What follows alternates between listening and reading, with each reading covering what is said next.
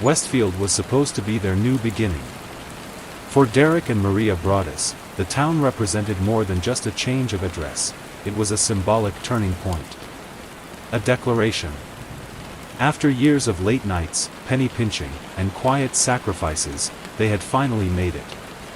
Not in the flashy, bragging sort of way, but in the subtle, solid, middle-class triumph that looked like a stately home on a tree-lined street, surrounded by good schools, peace, and promise.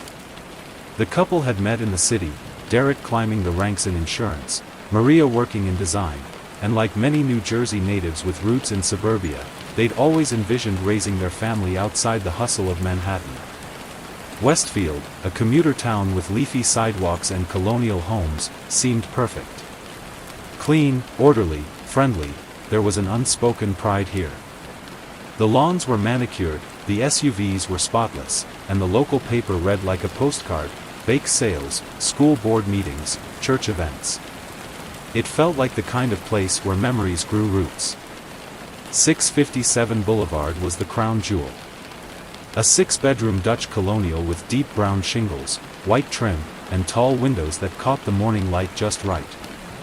Built in 1905, the house had character, gables, dormers, and a wide front porch perfect for lemonade and lazy summer evenings.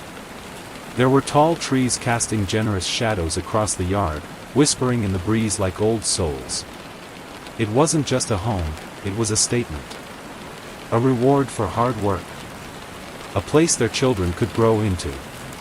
The house had been on the market only a short time when Derek and Maria found it. From the first visit, Maria fell in love. The arched doorways, the built-in bookshelves, the creaky staircase that spoke of 100 years of family life.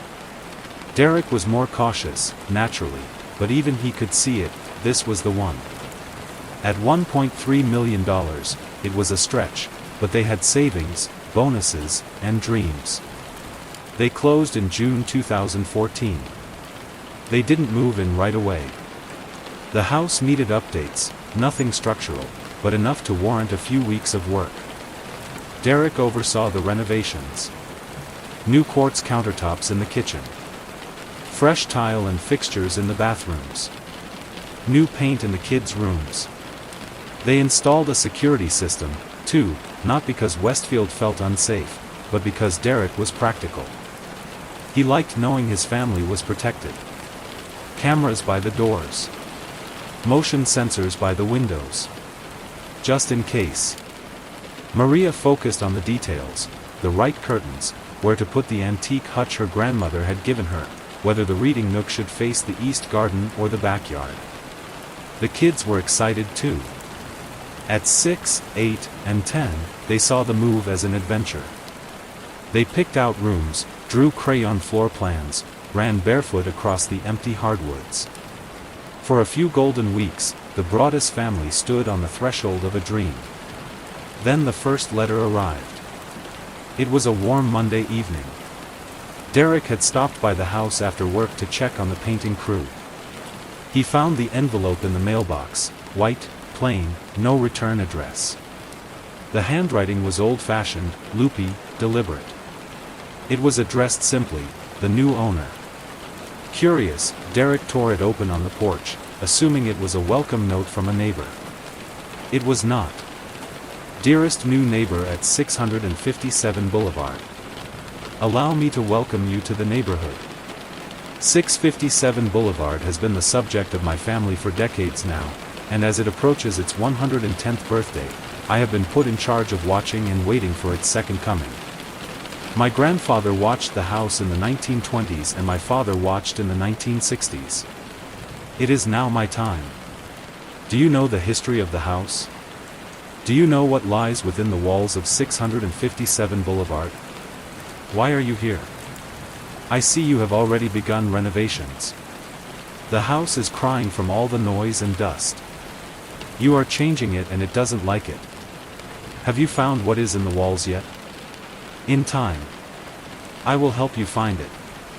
Who has the bedrooms facing the street? I'll know as soon as you move in. It will help me know who is in which bedroom. Then I can plan better. Welcome, again, to the neighborhood. Let the watching begin. The Watcher.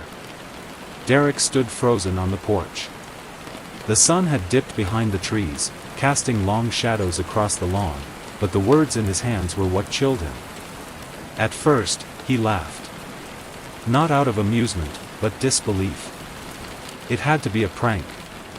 Some weird, eccentric neighbor trying to scare the newcomers. He glanced around the quiet street, suddenly suspicious. A jogger passed by. A car pulled into a driveway down the block. Nothing seemed out of place, but everything suddenly felt wrong. He read the letter again. Then a third time. Back in the house, he snapped photos of it on his phone and sent them to Maria with the message, "We got a letter. Something's off. I'll explain when I'm home." Maria was alarmed but tried to stay calm. Maybe it was a joke. But as she read the letter in full at their old house later that night, her stomach turned. There was a darkness to it. An intelligence. It wasn't just creepy, it was personal. Someone had been watching them. Watching the renovations. Watching their children. She locked their front door. The next morning, they took the letter to the Westfield Police Department. The officer on duty read it with raised eyebrows. "Never seen anything quite like this," he admitted, making a copy for their file. "Probably just a crank. But we'll keep it on record. Keep your cameras on. If you see anything suspicious, call us." It was a weak reassurance. The Broadduses were left with the letter, and the knowledge that someone had been watching them, possibly from the moment they first stepped onto 657 Boulevard's porch. They began to notice things. A car slowing down just a little too long in front of the house. A man on the sidewalk pausing to tie his shoe, twice. Lights flickering at dusk. The sensation that even when the house was empty, it wasn't. Derek grew obsessive. He scoured the neighborhood, taking mental notes of every porch light, every security camera, every neighbor who looked just a bit too curious. He started arriving early to catch the mailman. He kept the lights on at night. He watched the footage from their cameras obsessively, looking for any clue. Maria, meanwhile, became more withdrawn. She didn't bring the kids by the house anymore. She stopped talking about paint colors. She stayed up late, checking the locks twice, then 3 times. She jumped at every unexpected noise. And then, 2 weeks later, a second letter came. To the Broaddus family. "I am pleased to know your names now. I've seen them on the workers' trucks. I've seen your children. You have lovely children. I've counted 3 so far. Was that the plan? 1 for each floor? Or were you just lucky? Once I know who's in each bedroom, I will know who is where. That will help me plan. Have you found what is in the walls yet?" The house is eager to speak. But you must listen. Stop changing it. Stop hurting it. 657 Boulevard is mine. And now you are too. The Watcher. This time, Maria cried. There was no doubt now. This was not a harmless joke. Someone was tracking them, learning their routines, documenting their lives. They hadn't even moved in yet. For the first time, Derek wondered if they ever would. It was a quiet Tuesday evening when Maria stopped by the new house. The late June air was thick with the scent of fresh-cut grass and fading sunlight. She had come alone, just to check on the paint samples left in the upstairs bedrooms. The kids were with Derek, and for the first time in weeks, she had a moment to herself. The house was still, empty of furniture, voices, and life, but it buzzed with the electricity of becoming. She stepped up onto the porch, still getting used to its creak under her weight, and glanced at the mailbox out of habit. There, nestled among a few flyers and a catalog, was a single white envelope. No return address. No stamp. Just 5 words written in shaky, blocky handwriting. 657 Boulevard. She paused. Something about the letters made her stomach flutter. They were deliberate, oddly spaced, as if each had been traced over. Still, she assumed it was from a neighbor, maybe someone welcoming them to the community. That's what people did in places like Westfield, right? She opened it casually. The greeting was formal, oddly warm. Dearest new neighbor at 657 Boulevard. Allow me to welcome you to the neighborhood. She smiled, reflexively. Then read on. 657 Boulevard has been the subject of my family for decades now, and as it approaches its 110th birthday, I have been put in charge of watching and waiting for its second coming. Maria's eyes paused at that line. She read it again. What? She kept going, each sentence unraveling whatever comfort the previous one offered. My grandfather watched the house in the 1920s, and my father watched it in the 1960s. Now it is my time. Do you know the history of the house? Do you know what lies within the walls of 657 Boulevard? Why are you here? I will find out. The words clawed at her. She looked up from the letter and glanced down the street. It was empty, quiet. The kind of calm that felt curated, like a film set. A breeze passed through the trees, rustling leaves that sounded suddenly sinister. She returned to the letter, now reading with dread. I see you have already begun renovations. After all, you bought 657 Boulevard to tear it down as so many before you have done. The house is crying from all the noise and dust. You are changing it and it doesn't like it. Her breath caught. Have you found what is in the walls yet? In time, they will. They? The letter felt less like a message and more like a curse, cryptic, obsessive, and deeply personal. Then came the part that made her blood run cold. Who has the bedrooms facing the street? I'll know as soon as you move in. It will help me know who is in which bedroom. Then I can plan better. Plan what? Maria blinked, heart pounding in her ears. The letter ended without a signature. Just 2 words, written in a jagged scrawl that felt colder than the rest. The Watcher. She drove home in silence. When Derek saw her walk in, pale and quiet, he knew something was wrong. She handed him the letter without a word. He read it in one sitting, his jaw tightening with each line. There was a long pause when he finished. Neither spoke. Then Derek said, I'm calling the police. The officer who arrived looked barely 30. His uniform was crisp, his notepad half full when he sat down at their kitchen table and read the letter twice, eyebrows furrowed. When he finished, he looked up at Derek and Maria with a heavy sigh. You're not going to like hearing this, he said carefully. But there's not much we can do. Not yet. What do you mean? Maria asked, her voice rising. Someone's watching our house. Watching our kids. There's no threat here. No crime, the officer said. It's weird, yeah. Creepy. But unless they do something, or unless we can prove who it is, there's not much legal ground. Derek leaned forward. What if they're already watching? What if this is just the beginning? The officer didn't respond right away. Then he said something even more unsettling. We've seen stuff like this before. Usually, it fizzles out. But if anything escalates, call us right away. Then he stood up, nodded, and left. They were alone again. Alone with the letter. That night, Derek couldn't sleep. Neither could Maria. She lay awake in the dark beside him, eyes fixed on the ceiling, thoughts racing. What did the Watcher mean by second coming? What was in the walls? Why were they being targeted? Across the hall, their children slept, blissfully unaware. But Maria couldn't help thinking, someone already knows which bedrooms they're in. 2 weeks passed. Then came another letter. It arrived just like the first, hand-delivered, without a stamp, tucked inside the mailbox like a secret. Same thick white envelope. Same odd, blocky handwriting. Derek found it this time. He opened it in the front hallway of the old house they were still living in, standing beside a pile of unopened boxes they'd hoped would already be in their new home by now.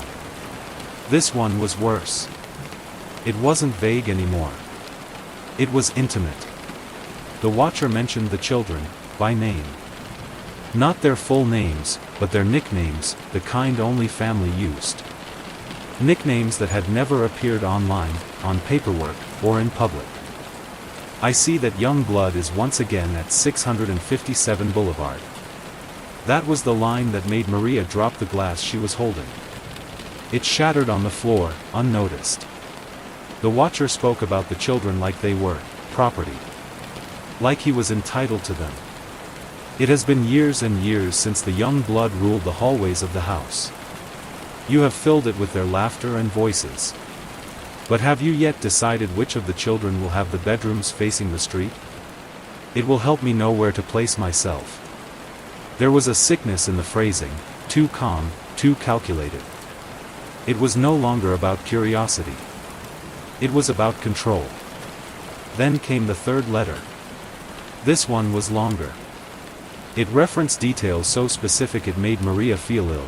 The color of the contractor's van, the exact location where the painters had stored their ladders, the makeshift breakfast nook Maria had set up while she and the kids toured the house one last time. He mentioned overhearing their conversations. I pass by often. I see you. I hear you. I learn you. It wasn't a prank. It wasn't someone just trying to scare them. It was a threat. That night, Derek took down the kids' photos from the refrigerator. They stopped bringing the children to 657 Boulevard. The once thrilling excitement of showing them their new rooms, planning where to hang artwork, dreaming of Christmas mornings and birthdays, it all disappeared overnight. Instead, the house stood empty, as if holding its breath. Derek had security cameras installed the next morning. Every angle was covered: porch, driveway, backyard, side gates. He added motion detectors, night vision, live alerts. He spent hours scanning footage, frame by frame, looking for anything: a car that lingered too long, a shadow that shouldn't be there, a face in the window. They hired a private investigator. Former NYPD. He ran checks on contractors, canvassed the neighborhood, even staked out the house for a few nights from a car down the street. Nothing. No letters caught in the act. No sign of someone approaching the mailbox.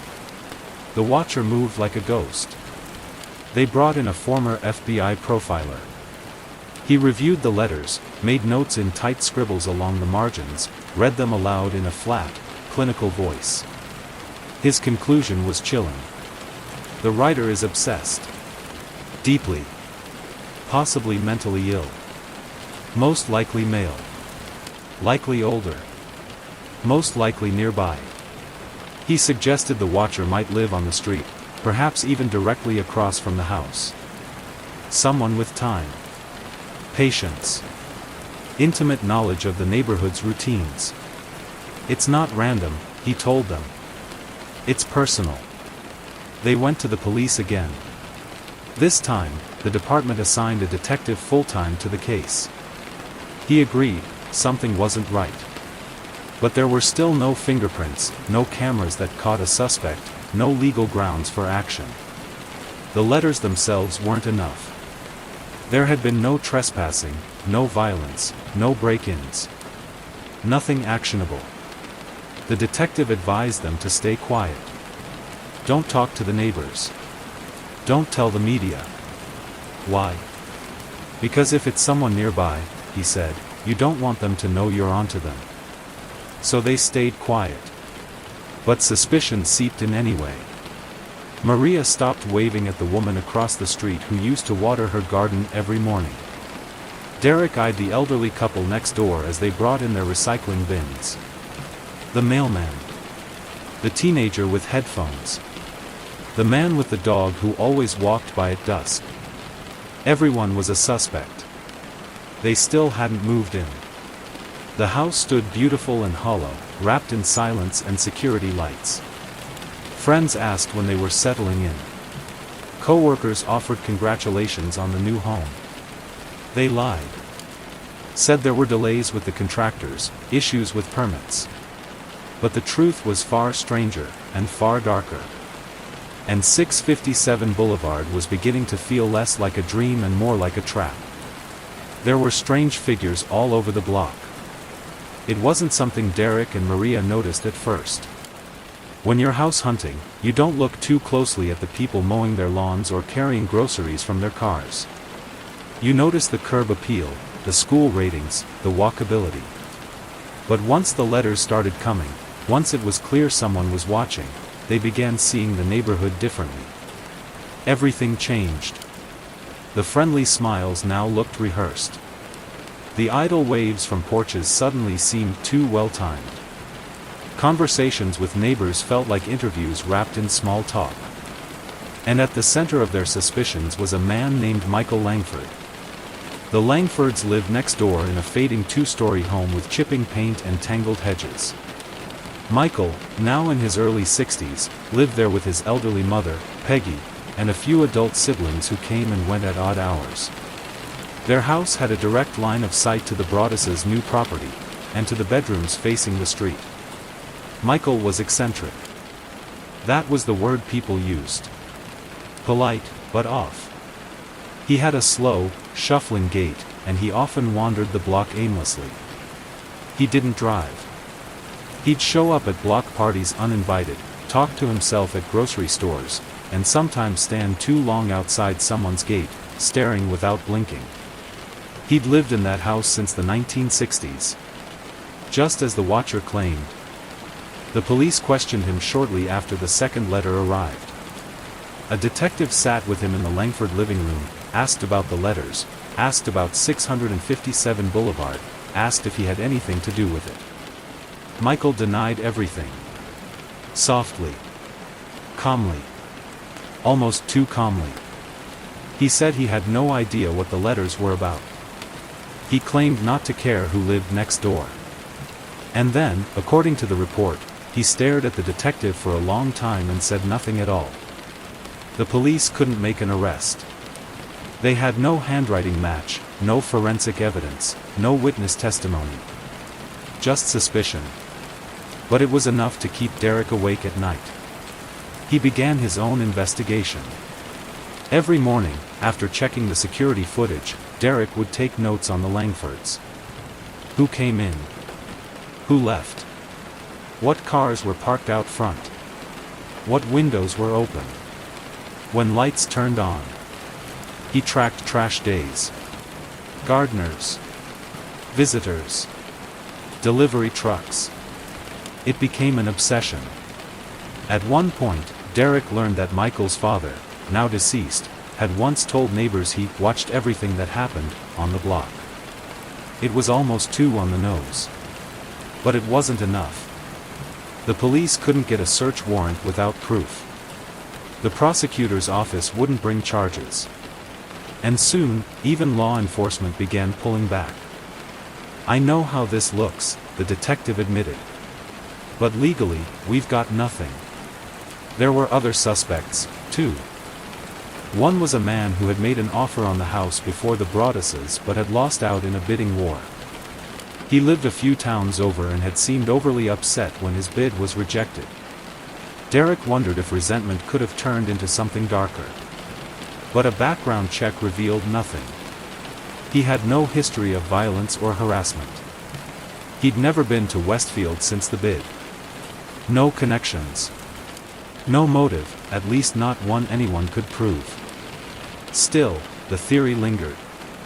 What if the watcher was someone who believed the house should have been theirs? Then came a detail that changed everything. The Woods family, the previous owners of 657 Boulevard, reached out after learning what was happening. They had been kind and helpful when selling the home, empty nesters eager to downsize, eager to pass the house on to another growing family. Over the phone, Andrea Woods hesitated, then admitted something. They had received a letter, too. Just one. It arrived a few days before they moved out. It mentioned the house, referred to it as watched, but wasn't nearly as detailed or disturbing as the one sent to the Broadduses. They assumed it was a prank. A joke. Some local weirdo with too much time. They threw it away. And they never told the Broadduses. Derek nearly dropped the phone. "What did it say?" he asked. "I don't remember," Andrea replied. "Honestly, it just seemed like nonsense. We didn't think it was serious. But it was. That one letter proved something terrible. The watcher didn't start with them. It was bigger than one buyer. Bigger than one family. Someone had been watching 657 Boulevard for years. And now, the house was watching them back." Derek was unraveling. Not all at once, but slowly, steadily, like threads pulled loose from a suit once perfectly tailored for a life he no longer recognized. By day, he went to work in the city, trying to maintain the illusion of normalcy. But by night, he transformed into something else. A man obsessed. A man haunted. He stayed up until the early hours of the morning, hunched over the dining table in their temporary rental, surrounded by stacks of paper, open maps, scribbled notes. He pored over Google Earth images of the neighborhood. He printed satellite views and drew angles from every house that had a line of sight into 657 Boulevard. He made suspect lists, color-coded by likelihood. Cross-referenced renovations with sightings, utility calls, license plates. He reviewed motion camera footage frame by frame, looking not just for people, but patterns. The way the wind moved certain trees. The time garbage trucks passed. The shadows that stretched across the lawn. He built flowcharts. He made timelines. He talked less and muttered more. The way he saw it, every second the house sat empty, the watcher was winning. Maria, meanwhile, was breaking differently. She cried often and without warning. In the car. In the shower. In the supermarket. She started jumping at noises. Ignoring texts. Checking the locks, then rechecking. She no longer parked close to the house or even wanted to drive past it.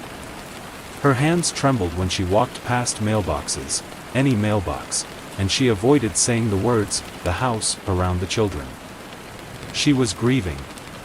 Not for someone who had died, but for something that had never truly lived, the life they were supposed to build at 657 Boulevard. The lazy Saturdays. The family birthdays. The laughter echoing through its vast, sunlit rooms. Their dream home sat empty. And still, it devoured them. They were paying a mortgage and property taxes on a house they couldn't live in, while also covering rent on the small place they were now crammed into. Their savings were bleeding out. Every month that passed, they slid deeper into financial stress. So they made a decision: they would sell. But by then, the house had a reputation. Word had gotten out, just whispers at first, but enough to spook potential buyers. A few showed interest. One couple even made it to the inspection stage. But the moment someone mentioned the phrase, the letters, interest vanished. Nobody wanted to live under a microscope. Nobody wanted to tuck their children into a house that whispered through envelopes. The Broadduses lowered the asking price. Then again. And again. Still no offers. So they tried something desperate. They filed a lawsuit against the Woods family. The lawsuit claimed non-disclosure. That one final letter the Woodses had received, the one they tossed out like junk mail, should have been disclosed before the sale. In court filings, the Broadduses alleged that the omission was intentional. They argued that they would never have bought the house had they known someone had been watching it even before them. But the judge disagreed. The case was dismissed. No damages. No recourse. The media caught wind of it then. Local news. Then regional. Then national. Headlines swirled with phrases like, "cursed house," "stalked by the watcher," and Westfield's dark secret. And with that attention came the most painful insult of all. Accusation. People began to speculate. The internet filled in the blanks with its usual cynicism. What if the Broadduses had sent the letters themselves? What if they had buyer's remorse? Or had realized they couldn't afford the house and were trying to get out from under the mortgage? Strangers online suggested it was a hoax. A scheme. A cry for attention. Maybe a weird marketing stunt for a book deal. Neighbors whispered. Co-workers asked strange questions. Parents at the kids' school kept their distance. Derek and Maria were devastated.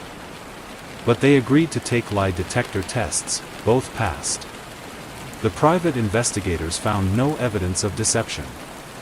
The FBI profiler insisted the tone and vocabulary of the letters didn't match Derek's or Maria's writing patterns. The letters were too fluid, too strange. There were old-fashioned phrases, archaic references. One letter mentioned watching the house's second coming, something no modern voice would say naturally. But rumors don't need evidence to spread. They just need a mystery.